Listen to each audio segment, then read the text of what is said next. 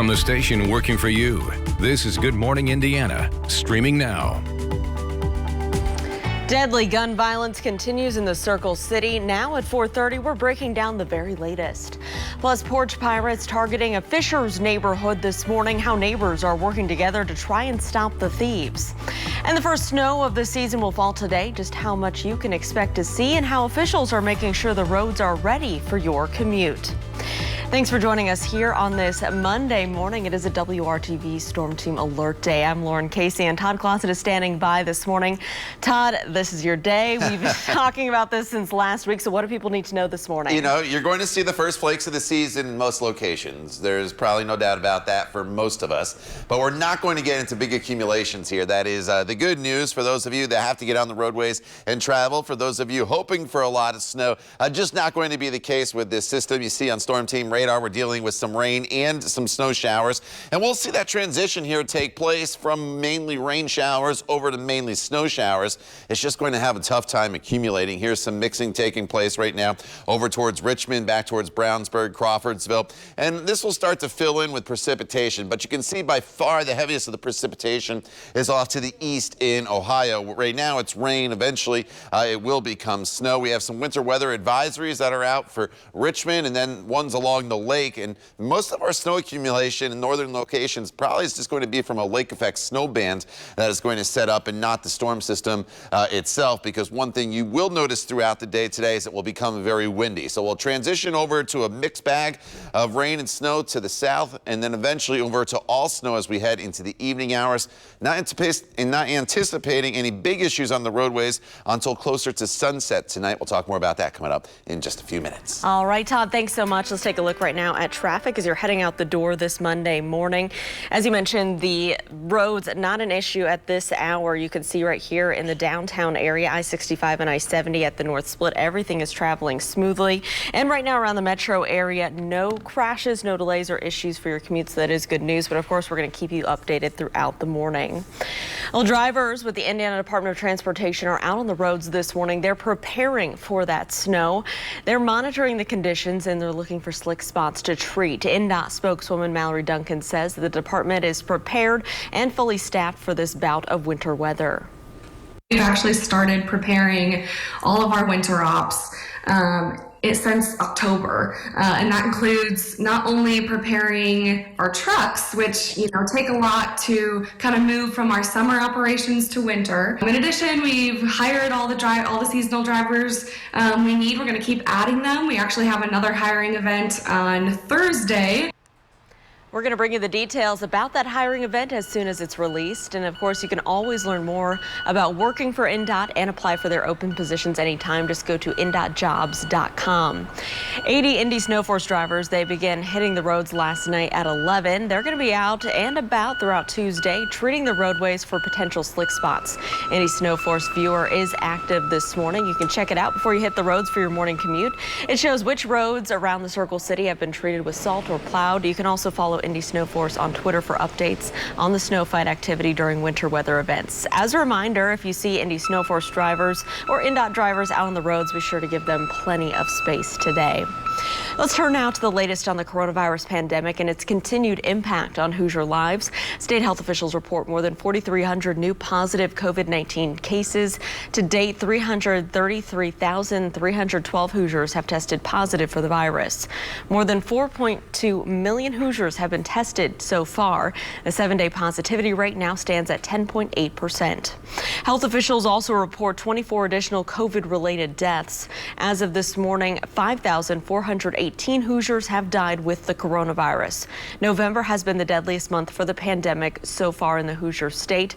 This month alone, 1,238 Hoosiers have died with COVID-19. As hospitals prepare to see a surge in cases after the Thanksgiving holiday, we are keeping a close eye on the state's resources. State health officials report nearly 3,400 COVID-related hospitalizations, and that number's been steadily increasing over the past several weeks. As of this morning, just under 25% of the state's ICU beds are available. About 71% of the ventilators remain available. The pandemic is also hitting schools hard. As of last Monday, state health officials say more than 15,000 students, teachers, and staff members have tested positive for COVID-19. The rise in cases prompted the Marion County Health Department to issue an order requiring all K-12 schools to switch to virtual learning beginning today. Many districts have already transitioned to full remote learning. That includes IPS and several schools outside of Marion County. They're also switching to virtual classes because of COVID-related issues. That includes Southern Hancock County schools. The district sent out a message over the weekend saying that there's a lack of available staff in the building and transportation departments, so they have to switch to virtual learning this week. According to district officials, New Palestine High School currently has 5 positive COVID-19 cases. The other 5 schools do not have active cases, but they're experiencing a high number of staff quarantines and absences. The plan is to return to in-person instruction Monday, December 7th.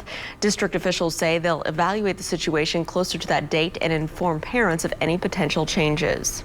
At 4:35, the violent weekend here in the Circle City leaves 3 people dead and more than a dozen people hurt. That includes an overnight shooting on the southwest side. Police tell us 3 men barged into the home on Cordova Drive near South Mooresville Road and West Southport Road. When they got inside, they shot a dog and shot and killed a dog, that is, and then shot a man that was inside the home. That man was taken to the hospital where he was listed as stable. Police are still searching for the suspects. Earlier in the day, one person was left dead, another in critical condition after a shooting on the north side of Indianapolis. This happened near 86th Street and Westfield Boulevard. We're told that a woman was killed and a man was injured in the shooting. Their identities and ages have not yet been released. Police say there are no signs of forced entry, and they do not believe there is a threat to the community at this time. On Saturday night, 2 people were left dead after a shooting on the city's northeast side. Officers responded to an apartment complex on Browse Avenue near East 32nd Street and North Keystone Avenue. When they arrived, they found a male with at least 1 apparent gunshot wound. Officers later found another male with at least 1 apparent gunshot wound. Anyone with any information on any of these incidents is asked to call Crime Stoppers. That number is 317-262-TIPS. Let's go to Lawrence now, where police are continuing to ask for information in a weekend homicide. Detectives believe 39-year-old Jeremy Seldom-Ridge may have gone outside after hearing or seeing something or someone outside of his residence. Officers found him with a gunshot wound at 50th Street and Franklin Road around 5:30 Saturday morning. He was pronounced dead at the hospital. A crime alert now up in Fishers as holiday deliveries ramp up in the coming weeks. A rash of thefts have already hit the Berkeley Grove neighborhood off 106th Street and Hague Road. Some of the crimes were caught on camera. Neighbors shared this home surveillance and doorbell video with us. Packages stolen off front porches around 6 p.m. Friday. Homeowners posted about the incidents on Nextdoor and made police reports. Many of them started working together to return packages found scattered throughout the neighborhood. We talked to an ICU nurse who says 2 of her stolen items were found, but 100 surgical masks she ordered were not.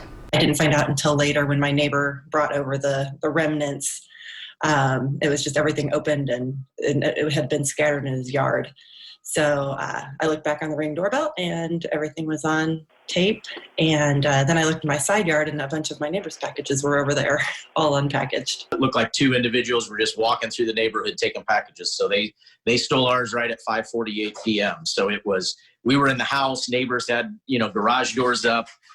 People were out in the neighborhood and they basically just went down our entire street. We reached out to Fishers Police to find out how many reports they received and if any other neighborhoods have been targeted. At 4:38, the Butler men's basketball team is postponing 2 more games following a positive COVID-19 test. In a statement, Butler says the individual is not showing symptoms and is in isolation. The postponements are games for December 6th and 11th. The program is shutting down all activities through at least December 10th. The positive test came after Butler's opening game this past Wednesday. And the Pacers return to the court in just a few weeks, but COVID precautions will keep fans out of the stands for now. The Blue and Gold will host a preseason game at Bankers Life Fieldhouse against Philadelphia on December 18th. A potential COVID-19 vaccine being called the light at the end of the tunnel in this pandemic. Straight ahead, we'll take a look at what the rest of the year holds as a race to the finish line ramps up. And President-elect Joe Biden is set to take the oath of office in just 51 days, and he's moving full steam ahead to fill out his team. Coming up, we'll have the details on the latest members of his administration. Todd. And Lauren, we're seeing mainly rain across central Indiana right now, and it's pretty light in most locations, but we're going to start to see that transition over to some snow across the area, but not expecting big issues here for the morning commute. This evening could be a little bit different. We'll break it all down for you coming up in your WRTV Storm Team forecast.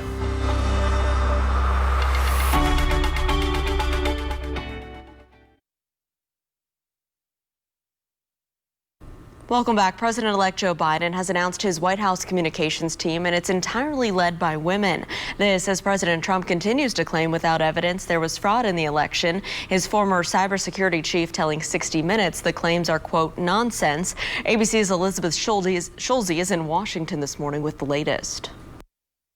President-elect Joe Biden is filling positions in his administration, announcing members that will be key in tackling the nation's pandemic and economic crisis. The Biden team revealing an all-women White House senior communications staff with former Obama administration official Jen Psaki as press secretary. Biden is expected to unveil key members of his economic team, including former Federal Reserve Chair Janet Yellen as Treasury Secretary this week. Late Sunday, the president-elect leaving a doctor's office after fracturing his foot.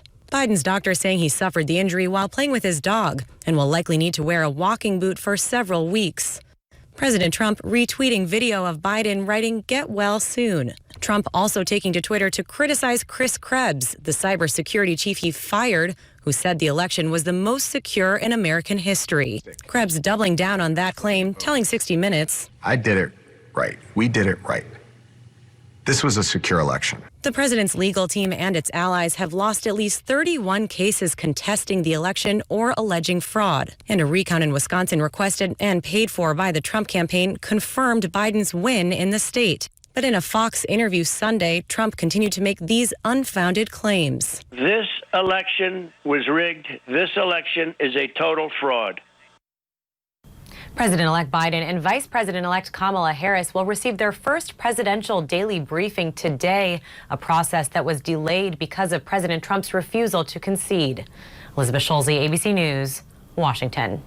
At 4:44, we're closing in on a potential vaccine for COVID-19 and a number of critical decisions on a matter that are set to happen between now and the end of the year. Today, White House Coronavirus Response Coordinator Dr. Deborah Birx says that she hopes to brief President-elect Joe Biden's administration on America's response to the pandemic. Then Tuesday, December 1st, the CDC's Advisory Committee on Vaccines will hold an emergency meeting. On December 10th, an FDA Vaccine Advisory Committee will consider Pfizer's vaccine for emergency use authorization. The FDA says approval could take days, even weeks. Some health experts say at the earliest, vaccinations are for those deemed priority could begin on the 12th or the 13th. And by the end of the year, there should be enough doses of a COVID-19 vaccine for 20 million people. Meanwhile, the UK could be one of the first countries in the world to offer a coronavirus vaccine. Government regulators are assessing vaccines from Pfizer and AstraZeneca. That's the country's final step before releasing the shot. The UK has deals with 5 other vaccine producers for a grand total of 350 million secured vaccine doses. The country had Europe's highest coronavirus death toll. Hang loose and stay a while. That's what Hawaiian officials are hoping for by offering some home offices with beach views. With tourism down due to the pandemic, Hawaii's economy taking a big hit. So officials are trying to entice people to extend their stay and work remotely from the islands. It's a campaign they're calling Movers and Shakers, a reference to the Hawaiian term hang loose. The first 50 applicants approved will get a free round trip ticket to Hawaii. The only catch is you'll have to commit to helping a local nonprofit there weekly. Back here at home, we're not even thinking about the beach right now, Todd, because it could be our first snow of the year. Yeah, you know, when you hear us talk about snow, you think accumulation, and there'll be some accumulation here across parts of the area, but we're not looking at a big, huge snow and widespread snow across the area. In fact, it's raining right now in most locations, but we'll eventually transition over to snow as the morning goes on. This afternoon, the wind will really kick in with temperatures that are going to be in the 30s, so it's not going to be very pleasant out there later on today. And temperatures right now are still above freezing, so you don't really have to worry about the roads being slick this morning. But this evening, once the cold air is in place and then we lose the sunshine, I think that's when we're going to have the biggest issue on the roadways. Here's a live look at Storm Team radar, and you can see that transition over to some snow showers starting to take place as we bring in the colder air in Lebanon as well as Brownsburg over into Greencastle and Terre Haute. But there's a very sharp cutoff on the western side of the state. For those of you in the the Wabash Valley, you're probably not going to see hardly any snow from this system at all. It's some light rain showers here in Greenwood, Shelbyville to Greensburg, and then a little bit of a mix taking place there in the Richmond down into the Connorsville area. But look how this precipitation filled in on the last few frames, and that trend will continue. So we'll start to see more and more of first rain and then eventually some snow as the morning wears on. There's that sharp cutoff, though, to the precipitation. We're just on the far western edge of this entire storm that stretches all the way off to the east coast. So more and more snow will start to appear, especially from Indianapolis to the north. For those of you to the south, you'll kind of keep it as a rain-snow mixture throughout much of the day as the colder air comes in. You do notice this intense band, though, of darker blues here. This is probably where we're going to see the most accumulation from this entire system, and it's going to be because of the lake effect snows, not the storm itself. So for those of you in Lafayette up into portions of White County and traveling along I-65, that's probably going to be the target spot for the biggest trouble later on this evening from that lake effect snow band. And there'll still be some snow showers across other parts of the area. But as we progress into Tuesday now, here we are at 5:30 tomorrow morning, so a little over 24 hours from now.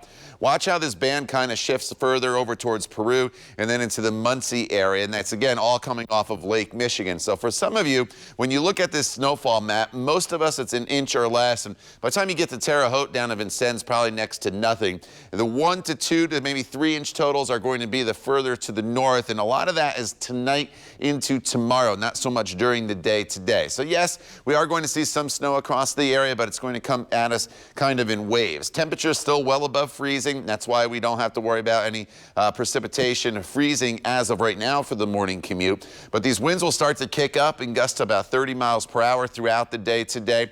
And as far as temperatures go, we'll fall back down to about 33 degrees by 5 p.m. later on this evening with a few snow showers in the forecast. Those snow showers continue tomorrow in northern locations with those lake effect snows. And then the rest of the week, Lauren, it's cold with temperatures in the 20s every morning and high temperatures, though, in the 30s and 40s. All right, Todd, thanks so much. And we want to show you where some rain is coming down right now. You can see it here on our camera. This is I-465 and Rockville Road. That is over here on the west side of town. You can see the traffic in that area is still traveling up to speed with northbound and southbound on the interstate down below. No crashes to slow you down at this early hour, and we'll continue to keep a close eye on conditions this morning and keep you updated. So the holiday season is in full swing as shoppers prepare for a blockbuster Cyber Monday. Analysts say record amounts of money were spent on Thanksgiving Day and Black Friday. Consumers spent an estimated $9 billion on retail websites Friday as the pandemic keeps many shoppers at their computers. That's up 22% from the previous record last year. The numbers come from Adobe Analytics, which tracks online shopping. They expect today to be the largest online sales day in U.S. history. Spending is estimated between $11 and $13 billion on Cyber Monday.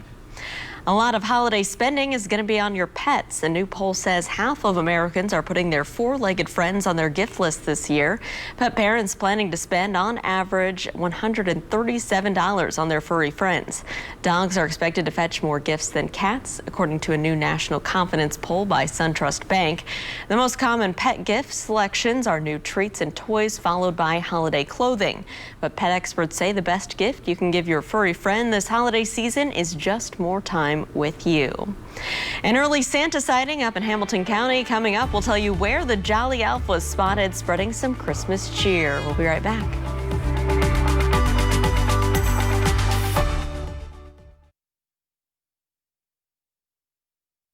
Welcome back. An early Santa sighting. Old St. Nick traded in his sleigh for a fire truck Sunday evening and took a joyride around Carmel. This is something he's going to be doing every week leading up to Christmas. The pandemic may prevent Santa from visiting kids in malls and some other locations this year.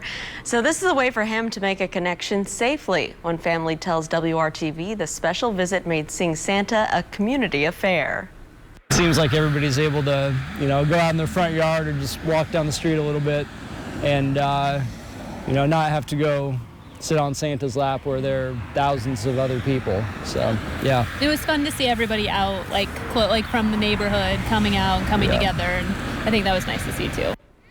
You can find dates, times, and locations of Santa tours by going to Holidays in Carmel section of the city's website. And WRTV wants to see your holiday cheer. Share a picture of your light display for a chance to win tickets to Christmas Nights of Lights show at the State Fairgrounds. For more information, go to WRTV.com and click on the contest tab. All right, let's get a check of our forecast on this Storm Team Alert Day. Todd, what do people need to know? You know, it's going to kind of be a sloppy day for us, Lauren. We're dealing with rain and or snow showers right now, but the temperatures are all at least 3 to 5 degrees above freezing right now. So you don't have to worry about anything sticking on the roadways here for the morning commute. And then as we go throughout the day, we'll kind of change over to snow. You'll see some, but it'll mainly accumulate just on grassy areas. It's tonight after sunset that I have the biggest concern for slick spots on the roadways. We'll talk about the snow, the potential accumulation, and when things start to change here across the area. Coming up when Good Morning Indiana continues right here on WRTV when Raphael joins Lauren and I. Stay with us. We're back in just a couple minutes.